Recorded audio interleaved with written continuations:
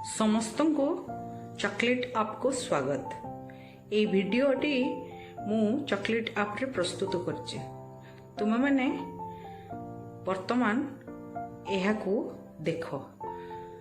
तुम मैंने समस्ते जानिच आमे प्रतिदिन खाउथिबा खाद्य रे लेंबू, कमला, दही, विनेगार, आचार एहीपरी विभिन्न जिनस खाई था।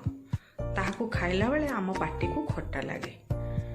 आम मनर प्रश्न आसे एभली प्रतिदिन खाउथिबा खाद्य खट्टा लगे, केतक खारिया लगे और केतक लुणिया लगे। यह काहेकि हुए? आस आज आम पढ़िबा अम्ल, खार और लवण। अम्ल, ये अम्ल कौन? तुम माने सप्तम श्रेणी छात्री माने तुम मानकु ये अम्ल विषय रे मु किछि कहिबाकु जाउछि। सुनो, अम्ल पाटी को खट्टा लगे। पदार्थर रासायनिक गुण अम्लीय। लैटिन शब्द एसिडिस रु यह आसीछि। खार, यह पाटी को खारिया लगे। पदार्थर रासायनिक गुण क्षारीय। दुई आंगुठी रे जदि आमे खार को घोषिबा ताहा चिकण लागिबो। कौनसी पदार्थर अम्लीय बा क्षारीय गुण जानिबाकू हेले सेथिरे थिबा व्यवहार पदार्थ को सूचक कहा जाए। आमे सब खाद्य तो खाई परिबा नहीं, आमको सब खाद्य तो चाखी परिबा नहीं, तेणु आमे किपरि जानिबा एहा अम्ल ना खार ना लवण। तेणु एथिपय आमे सूचक व्यवहार करिबा। एई सूचक दुई प्रकार, प्राकृतिक, कृत्रिम। किंतु आमे आज एठी प्राकृतिक सूचक विषय जानिबा। प्राकृतिक सूचक लिटमस, हलदी, मंदार फूल। पिला माने लिटमस यह लाइकेन रो प्रस्तुत। एही लिटमस अम्ल रे जेतेबेले मिसे ताहा नील होई जाय थाए एवं खार रे मिसिले ताहा लाल होई जाय। एही लिटमस कागज आकार रे मध्य थाए। ताकू नील लिटमस पेपर बा लाल लिटमस पेपर कहा जाए। से बेले आउ गोटे प्राकृतिक सूचक हलदी। हलदी आमे माने सब बेले व्यवहार करूचे। जेतेबेले आमे तरकारी पकाउचे हलदी एवं ताकू खाइला बेले आम शरीर रे जदि कपड़ा उपरे पड़ी जाउची, आमे ताकू जेतेबेले सर्फ रे धोउचे, तुम माने घरे देखिथिबो ताहा से अंशटी लाल हो जाउछि। तेणु हलदीर खार सहित मिश्रण हेले ताहा बा संस्पर्श आसिले ताहा लाल हो जाए। से भली आउ गोटे प्राकृतिक सूचक मंदार फूल। ए मंदार फूल को आमे द्रवण प्रस्तुत करिबा, ताकू गरम पानी फुटे द्रवण प्रस्तुत करिबा। मु तुमको वीडियो भी देखैछि। हलदी प्राकृतिक सूचक, मंदार फूल प्राकृतिक सूचकर, ताकू नेकी आमे विभिन्न द्रवण रे परीक्षा करिबा। मंदार फूल को अम्ल रे, खार रे करिबा पई हमको लेंबू पानी, सर्फ पानी, चीनी पानी, सोडा पानी, चून पानी ए भली नबाकू पड़िबो एवं ताकू नेकी आमे परीक्षाटी बा तुम पई काम करिबा। ए सूचक गुड़िक है प्राकृतिक सूचक। पिला माने आमे तो अम्ल, खार, लवण जानिले। अम्लर नाम आ केते गुडी अम्लर नाम देछि। विभिन्न अम्ल तमे माने बहिरे मध्य अछि, ताकू पढ़ीच। से अम्लर नाम और प्राकृतिक उत्स ताकू आमे कोठु पाउचे से सब आमे आज जानिबा। एसिटिक अम्ल विनेगार रु पाउचे, तार उत्स हला विनेगार। फर्मिक अम्ल एम्पुड़ी जंदा महुमाछी ठू पाउचे। लैक्टिक अम्ल दही ठारू पाउचे। टाटारिक अम्ल तेंतुली ठारू पाउचे। से भली आहुरी अनेक अम्ल अछि, तुम माने समस्ते पढ़ीच एवं तार ना गुड़िक मन रख। बहिरे अछि अम्लर नाम और प्राकृतिक उत्स, ताको मन रखिबो। से भली खारर नाम एवं तार प्राकृतिक उत्स मध्य देइछि। कैल्शियम ऑक्साइड आमे चून पानी रु पाउचे। सोडियम ऑक्साइड, सोडियम हाइड्रोक्साइड आमे साबुन ठारू पाउचे। से भली मैग्नीशियम हाइड्रोक्साइड आमे प्रति अम्ल बटिका रु पाउचे। एई भली आमे विभिन्न ଅମ୍ଳ ଓ ଖାରର ଉତ୍ସ ଜାଣିବା।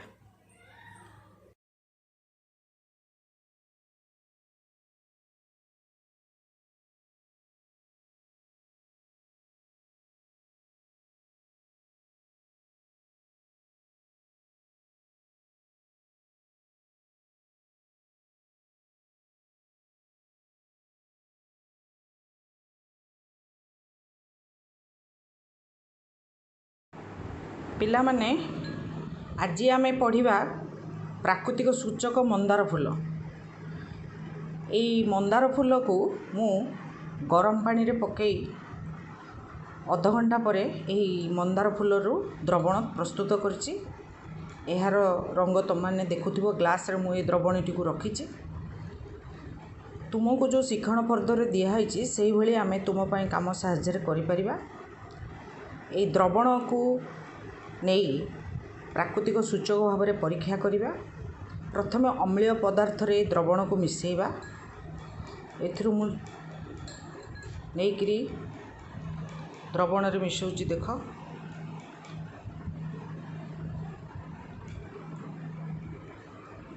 ଏହାର ଗାଢ଼ ପାଟଳ ରଙ୍ଗ ହେଉଛି, ଦେଖିପାରୁଛ। ଏଠି ମୁଁ ଲେମ୍ବୁ ରସ ଆଉ ଭିନେଗାର ନେଇଛି।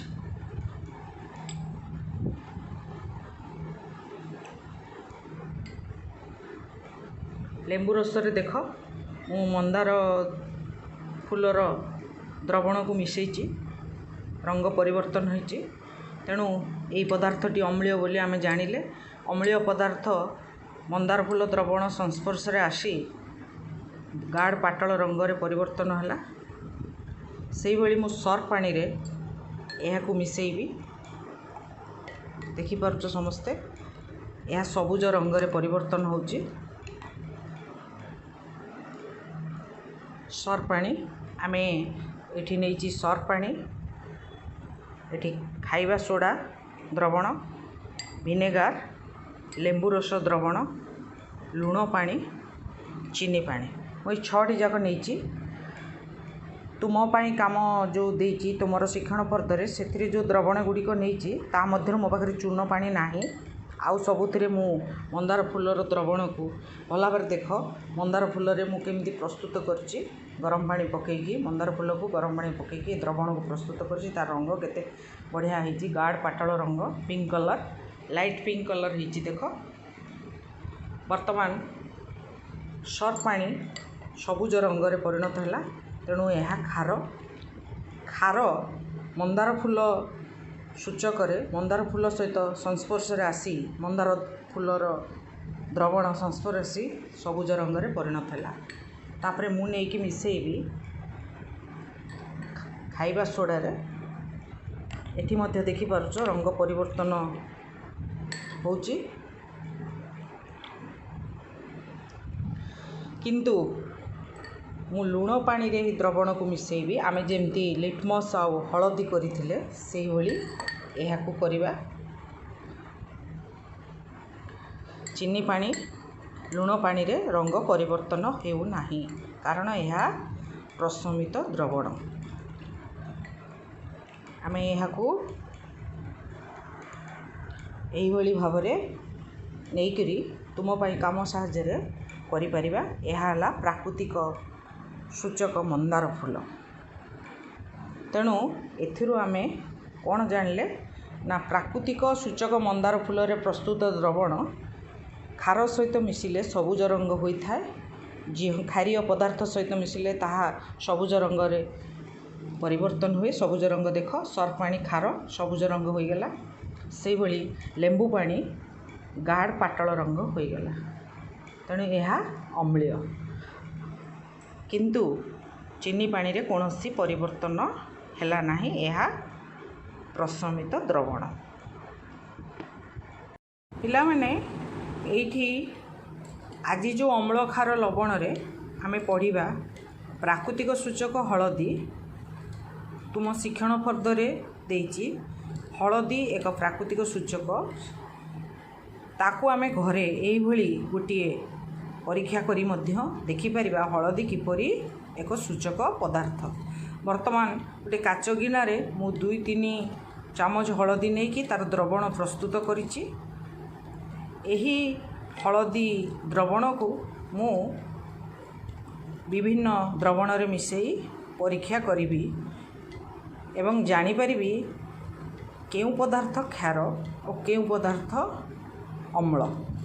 ଅମ୍ଳ ପଦାର୍ଥରେ ହଳଦୀର କୌଣସି ପରିବର୍ତ୍ତନ ହୁଏ ନାହିଁ, କ୍ଷାର ପଦାର୍ଥ ଲାଲି ହୋଇଯାଏ। ବର୍ତ୍ତମାନ ଏହି ହଳଦୀ ଦ୍ରବଣରୁ ମୁଁ ଏ ସର୍ ପାଣି ଥିବା ଗିନାରେ ଗୋଟେ ଚାମଚ ପକାଇ ଦେଖିବି। ଦେଖ ସମସ୍ତେ, এই ସର୍ ପାଣି ଥିବା କାଚ ଗିନାରେ ଦ୍ରବଣଟି ପୁରା ଲାଲ ହେଇଗଲା।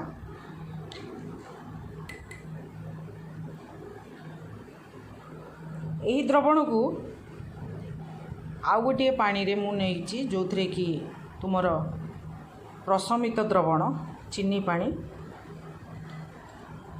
ସେଥିରେ ମଧ୍ୟ ମିଶାଇଲି। ଦେଖ ସମସ୍ତେ, ସେହିଭଳି ଆଉ ଗୋଟିଏ ଚାମଚରେ ଦ୍ରବଣ ନେଇ ମୁଁ ଲେମ୍ବୁ ପାଣି ଥିବା ଗିନାରେ ମଧ୍ୟ ମିଶାଉଛି। ବର୍ତ୍ତମାନ ତୁମେମାନେ ଦେଖ,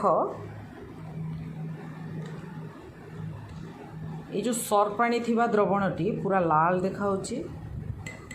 ଏହା ହେଲା ହଳଦୀ ଦ୍ରବଣ, ହେଲା ସର୍ ପାଣି, ହେଲା ଲେମ୍ବୁ ପାଣି, ହେଲା ଚିନି ପାଣି। এই ହଳଦୀ ଦ୍ରବଣ ସର୍ ପାଣିରେ ମିଶିଲା ପରେ ଏହା ଲାଲ ହେଇଗଲା, ତାମାନେ ଏହି ପଦାର୍ଥଟି କ୍ଷାର।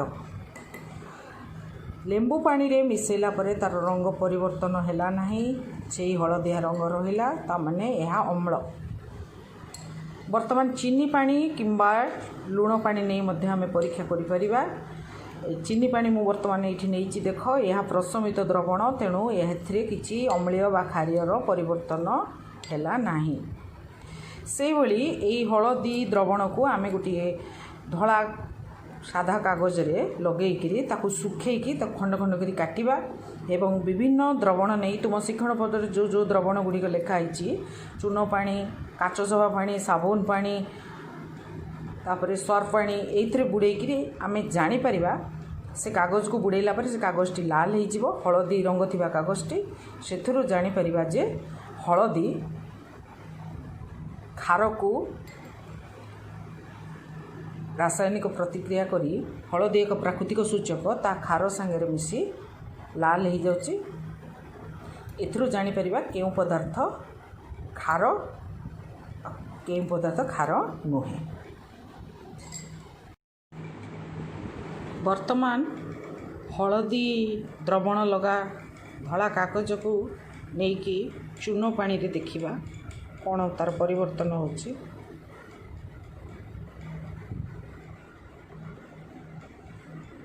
ସେମାନେ ଦେଖିପାରୁଥିବ, ମୁଁ ଚୂନ ପାଣିରେ ବୁଡ଼ଉଛି ହଳଦୀ ଲଗା କାଗଜ।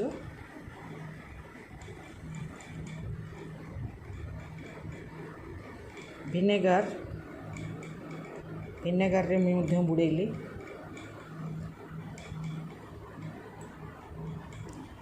ଆଉ ଖଣ୍ଡେ ନେବା ଲେମ୍ବୁ ପାଣିରେ।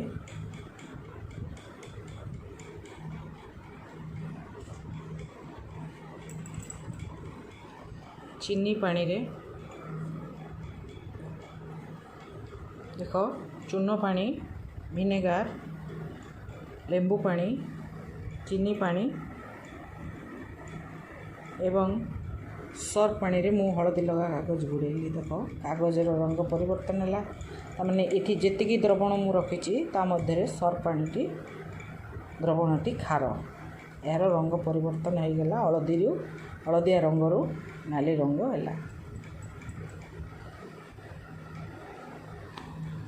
ପିଲାମାନେ, ଏଇଠି ଆଜି ଯେଉଁ ଅମ୍ଳ କ୍ଷାର ଲବଣରେ ଆମେ ପଢ଼ିବା ପ୍ରାକୃତିକ ସୂଚକ ହଳଦୀ, ତୁମ ଶିକ୍ଷଣ ଫର୍ଦ୍ଦରେ ଦେଇଛି। ହଳଦୀ ଏକ ପ୍ରାକୃତିକ ସୂଚକ, ତାକୁ ଆମେ ଘରେ ଏଇଭଳି ଗୋଟିଏ ପରୀକ୍ଷା କରି ମଧ୍ୟ ଦେଖିପାରିବା ହଳଦୀ କିପରି ଏକ ସୂଚକ ପଦାର୍ଥ। ବର୍ତ୍ତମାନ ଗୋଟେ କାଚ ଗିନାରେ ମୁଁ 2-3 ଚାମଚ ହଳଦୀ ନେଇକି ତା'ର ଦ୍ରବଣ ପ୍ରସ୍ତୁତ କରିଛି। ଏହି ହଳଦୀ ଦ୍ରବଣକୁ ମୁଁ ବିଭିନ୍ନ ଦ୍ରବଣରେ ମିଶାଇ ପରୀକ୍ଷା କରିବି ଏବଂ ଜାଣିପାରିବି କେଉଁ ପଦାର୍ଥ କ୍ଷାର ଓ କେଉଁ ପଦାର୍ଥ ଅମ୍ଳ। ଅମ୍ଳ ପଦାର୍ଥରେ ହଳଦୀର କୌଣସି ପରିବର୍ତ୍ତନ ହୁଏ ନାହିଁ, ଖାର ପଦାର୍ଥ ଲାଲି ହୋଇଯାଏ। ବର୍ତ୍ତମାନ ଏହି ହଳଦୀ ଦ୍ରବଣରୁ ମୁଁ ଏ ସର୍ଫ ପାଣି ଥିବା ଗିନାରେ ଗୋଟେ ଚାମଚ ପକାଇ ଦେଖିବି। ଦେଖ ସମସ୍ତେ, এই ସର୍ଫ ପାଣି ଥିବା କାଚ ଗିନାରେ ଦ୍ରବଣଟି ପୁରା ଲାଲ ହେଇଗଲା।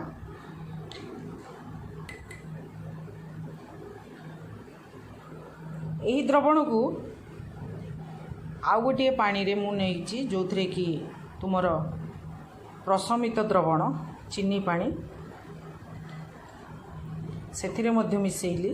ଦେଖ ସମସ୍ତେ, ସେହିଭଳି ଆଉ ଗୋଟିଏ ଚାମଚରେ ଦ୍ରବଣ ନେଇ ମୁଁ ଲେମ୍ବୁ ପାଣି ଥିବା ଗିନାରେ ମଧ୍ୟ ମିଶାଉଛି। ବର୍ତ୍ତମାନ ତୁମେମାନେ ଦେଖ, এই ଯେଉଁ ସର୍ଫ ପାଣି ଥିବା ଦ୍ରବଣଟି ପୁରା ଲାଲ ଦେଖାହେଉଛି। ଏହା ହେଲା ହଳଦୀ ଦ୍ରବଣ, ହେଲା ସର୍ଫ ପାଣି, ହେଲା ଲେମ୍ବୁ ପାଣି, ହେଲା ଚିନି ପାଣି। এই ହଳଦୀ ଦ୍ରବଣ ସର୍ଫ ପାଣିରେ ମିଶିଲା ପରେ ଏହା ଲାଲ ହେଇଗଲା, ତାମାନେ ଏହି ପଦାର୍ଥଟି ଖାର। ଲେମ୍ବୁ ପାଣିରେ ମିଶାଇଲା ପରେ ତା'ର ରଙ୍ଗ ପରିବର୍ତ୍ତନ ହେଲା ନାହିଁ, ସେହି ହଳଦିଆ ରଙ୍ଗ ରହିଲା, ତାମାନେ ଏହା ଅମ୍ଳ। ବର୍ତ୍ତମାନ ଚିନି ପାଣି କିମ୍ବା ଲୁଣ ପାଣି ନେଇ ମଧ୍ୟ ଆମେ ପରୀକ୍ଷା କରିପାରିବା। ଚିନି ପାଣି ମୁଁ ବର୍ତ୍ତମାନ ଏଇଠି ନେଇଛି। ଦେଖ, ଏହା ପ୍ରଶମିତ ଦ୍ରବଣ, ତେଣୁ ଏଥିରେ କିଛି ଅମ୍ଳୀୟ ବା କ୍ଷାରୀୟର ପରିବର୍ତ୍ତନ ହେଲା ନାହିଁ। ସେହିଭଳି ଏହି ହଳଦୀ ଦ୍ରବଣକୁ ଆମେ ଗୋଟିଏ ଧଳା ସାଧା କାଗଜରେ ଲଗେଇକିରି ତାକୁ ଶୁଖେଇକି ତାକୁ ଖଣ୍ଡ ଖଣ୍ଡ କରି କାଟିବା ଏବଂ ବିଭିନ୍ନ ଦ୍ରବଣ ନେଇ ତୁମ ଶିକ୍ଷଣ ପତ୍ରରେ ଯେଉଁ ଯେଉଁ ଦ୍ରବଣ ଗୁଡ଼ିକ ଲେଖା ହେଇଛି, ଚୂନ ପାଣି, କାଚ ସଫା ପାଣି, ସାବୁନ ପାଣି, ତାପରେ ସର୍ଫ ପାଣି, ଏଇଥିରେ ବୁଡ଼େଇକିରି ଆମେ ଜାଣିପାରିବା। ସେ କାଗଜକୁ ବୁଡ଼େଇଲା ପରେ ସେ କାଗଜଟି ଲାଲ ହେଇଯିବ, ହଳଦୀ ରଙ୍ଗ ଥିବା କାଗଜଟି। ସେଥିରୁ ଜାଣିପାରିବା ଯେ ହଳଦୀ ଖାରକୁ ରାସାୟନିକ ପ୍ରତିକ୍ରିୟା କରି ହଳଦୀ ଏକ ପ୍ରାକୃତିକ ସୂଚକ, ତା ଖାର ସାଙ୍ଗରେ ମିଶି ଲାଲ ହେଇଯାଉଛି। ଏଥିରୁ ଜାଣିପାରିବା କେଉଁ ପଦାର୍ଥ ଖାର, କେଉଁ ପଦାର୍ଥ ଖାର ନୁହେଁ। ବର୍ତ୍ତମାନ ହଳଦୀ ଦ୍ରବଣ ଲଗା ଧଳା କାଗଜକୁ ନେଇକି ଚୂନ ପାଣିରେ ଦେଖିବା କ'ଣ ତା'ର ପରିବର୍ତ୍ତନ ହେଉଛି।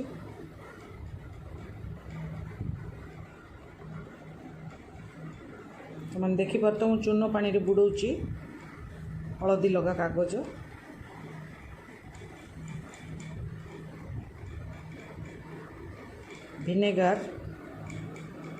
ଭିନେଗାରରେ ମୁଁ ମଧ୍ୟ ବୁଡ଼େଇଲି।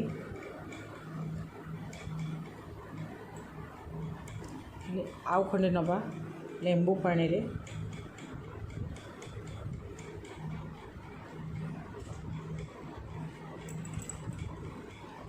ଚିନି ପାଣିରେ। ଦେଖ, ଚୂନ ପାଣି, ଭିନେଗାର, ଲେମ୍ବୁ ପାଣି, ଚିନି ପାଣି ଏବଂ ସର୍ଫ ପାଣିରେ ମୁଁ ହଳଦୀ ଲଗା କାଗଜ ବୁଡ଼େଇଲି। ଦେଖ, କାଗଜର ରଙ୍ଗ ପରିବର୍ତ୍ତନ ହେଲା। ତାମାନେ ଏଠି ଯେତିକି ଦ୍ରବଣ ମୁଁ ରଖିଛି ତା ମଧ୍ୟରେ ସର୍ଫ ପାଣିଟି ଦ୍ରବଣଟି ଖାର। ଏହାର ରଙ୍ଗ ପରିବର୍ତ୍ତନ ହୋଇଗଲା, ହଳଦିଆ ରଙ୍ଗରୁ ନାଲି ରଙ୍ଗ ହେଲା।